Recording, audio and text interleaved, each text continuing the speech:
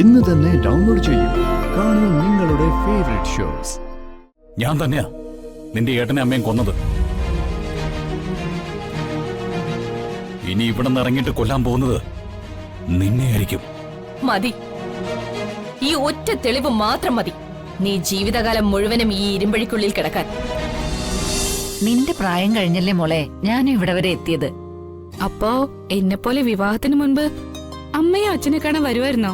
Best. കല്യാണം നിശ്ചയിക്കപ്പെട്ട പെണ്ണ് കല്യാണത്തിന് മുമ്പ് പയ്യന്റെ വീട്ടിൽ പോകുന്ന ഏർപ്പാടൊന്നും അന്നൊന്നും ഇല്ലായിരുന്നു.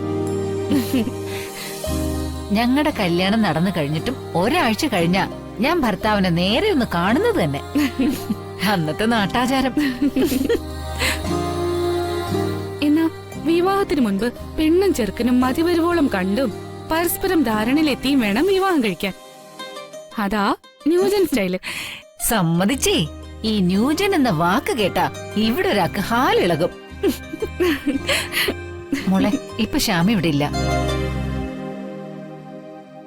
ഇന്ന് മോളെ വിളിച്ചില്ലായിരുന്നോ? ഇല്ല, വിളിച്ചില്ല. അത്യാവശ്യമായിട്ട് ഏതോ ഒരു മീറ്റിംഗിന് പോയിരിക്കുക. എന്താ മോക്ക് വിഷമായോ? ഏയ് അതൊന്നുമില്ല. ശ്യാമനെ കണ്ടേ തീരുന്ന ആശയോടൊന്നുമല്ല ഞാൻ വന്നത്.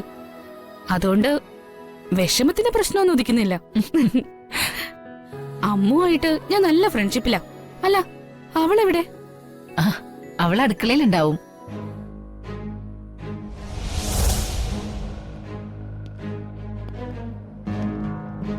ജഗ, നിനക്കൊരു വിസിറ്റർ ഉണ്ട്. 5 മിനിറ്റ് ആണ് ടൈം.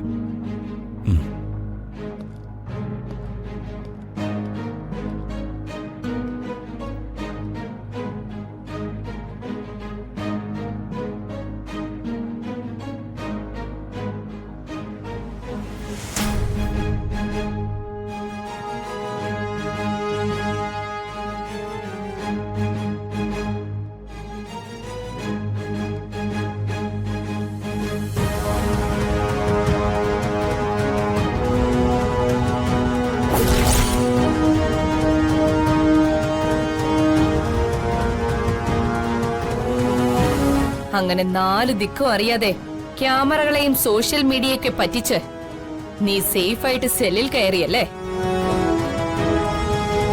നീ എന്നെ ഇവിടെ പ്രതീക്ഷിച്ചില്ല അല്ലേ? നിനക്കെന്താ വേണ്ടത്? എനിക്ക് അറിയാനുള്ളതേ, നീ പട്ടാപ്പകൽ ജയിൽ ചാടിയത് നിന്റെ ബുദ്ധിയോ അതോ സൂത്രശാലിയായ നിന്റെ അച്ഛന്റെ ബുദ്ധിയോ? കേസ് അന്വേഷണത്തിന് നിന്റെ പഴയ കൂട്ടുകാരി ഇവിടെ വന്നപ്പോ കാര്യങ്ങളൊക്കെ നിന്റെ വരുതിയിലേക്ക് കൊണ്ടുവരാന്ന് നീ വല്ല ദിവാസ്വപ്നവും കണ്ടിട്ടുണ്ടെങ്കിൽ അതങ്ങ് കളഞ്ഞേക്ക് ജഗ. നീ കൊന്നത് അഷ്ടിക്ക് വകയില്ലാത്ത ഒരു സാധാരണക്കാരനെ അല്ല, കോടീശ്വരനായ രാജീവ് മേനോനെയാ. എന്റെ ചേട്ടനെ കൊല്ലാൻ നീ കെണി വെച്ചപ്പോ കൂട്ടത്തിൽ എന്റെ അമ്മയും കൂടിയാ തീർന്നത്. ആര് നിന്നെ വെറുതെ വിട്ടാലും രാഖി നിന്നെ വെറുതെ വിടില്ല. കോടതി നിന്നെ തൂക്കിലേറ്റിയില്ലെങ്കിൽ നിനക്ക് രാഖി വധശിക്ഷ വിധിക്കും. നീ ബന്ധനെ ബോധം കെടുത്തി താലി കെട്ടിയ കഥയൊക്കെ നാട്ടിൽ പാട്ടാ. നിനക്ക് അവളെ സ്വന്തമാക്കണമായിരുന്നെങ്കിൽ ഏത് വിധേനയും സ്വന്തമാക്കായിരുന്നല്ലോ. അതിന് എന്റെ ഏട്ടനെ അമ്മയും കൊന്നു കളയണമായിരുന്നോ? ഞാൻ തന്നെയാ നിന്റെ ഏട്ടനെ അമ്മയും കൊന്നത്. ഇനി ഇവിടെ നിന്ന് ഇറങ്ങിയിട്ട് കൊല്ലാൻ പോകുന്നത് നിന്നെയായിരിക്കും. മതി, ഈ ഒറ്റ തെളിവ് മാത്രം മതി നീ ജീവിതകാലം മുഴുവനും ഈ ഇരുമ്പഴിക്കുള്ളിൽ കിടക്കാൻ. സർ, കേട്ടല്ലോ ഇവൻ പറഞ്ഞത്? ജയിലിൽ നിന്ന് ഇറങ്ങിയ എന്നെ കൊല്ലുമെന്ന്. കൊലവറി പൂണ്ട് നടക്കുന്ന മനുഷ്യ മൃഗമാണിവൻ. ജഗ, നീ ചെവിയിൽ നുള്ളിക്കോ. നിന്റെ അന്ത്യം ഈ തടവറയിലാ. ഇവിടെ കിടന്ന് നരകിച്ച് നരകിച്ച് നീ ചാവും. രാഖിയാ പറയുന്നേ, രാഖി.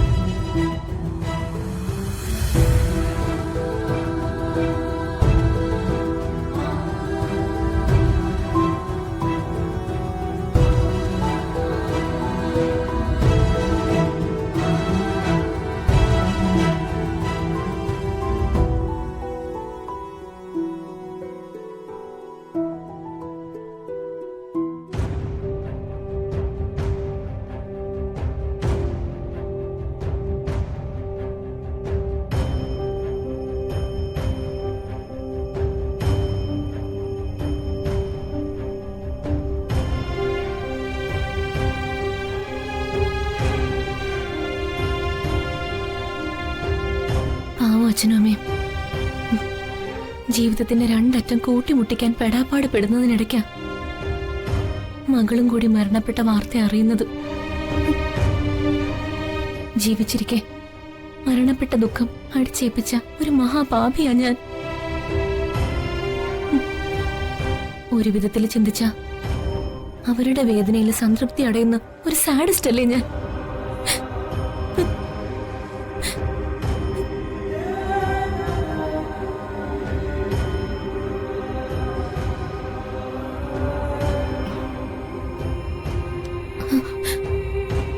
എന്താമോ ഇത്? ഇങ്ങനെ പരിസരം മറന്ന് തപസിരുന്ന കറികളൊക്കെ കരിഞ്ഞു നാശാവില്ലേ? ഈ വീട് തന്നെ കത്തിപ്പോയാലും അറിയാത്ത അവസ്ഥയാണല്ലോ. എന്താ ഇത്ര ആലോചിക്കാൻ?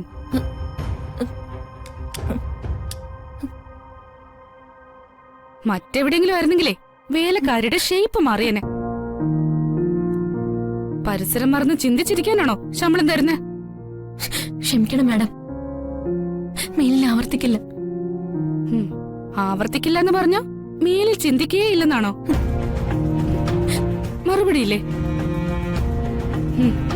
ഇങ്ങനെ മൗനം കൊണ്ട് മറികടക്കാൻ അഭാവമെങ്കിൽ വേലക്കാരിക്ക് വേറെ പണി നോക്കേണ്ടി വരും.